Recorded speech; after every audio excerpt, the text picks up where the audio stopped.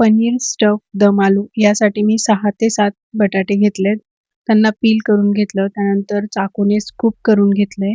स्टफिंगसाठी पनीर घेतलंय, काजू, मनुके, थोडीशी हिरवी मिरची, कोथिंबीर, थोडासा मसाला, मीठ आणि जिरे घालून हे मिश्रण एकत्र करून घेतलं. हे सगळं मिश्रण स्कूप केलेल्या बटाट्यांमध्ये भरून घेतलंय आणि ते सगळे बटाटे तेलात गोल्डन ब्राऊन होईपर्यंत फ्राय करून घेतले. त्यानंतर हाफ करून परत एकदा फ्राय केले. इकडे ग्रेव्हीसाठी कांदा, टोमॅटो, आलं, लसूण आणि थोडेसे काजू तेलात परतून घेतले.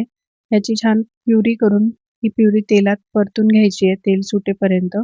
त्यानंतर काही बेसिक मसाले ॲड केलेत. थोडंसं पाणी आणि मीठ घालून ही ग्रेव्ही शिजवून घेतली 3-4 मिनिटं. त्यानंतर परत उरलेलं पनीरचं स्टफिंग घातलंय. कसुरी मेथी आणि तेलात फ्राय केलेले बटाटे घालून 3-4 मिनिटं परत दम देऊन घेतलाय आणि शेवटी फ्रेश क्रीम ॲड करून सर्व्ह करा.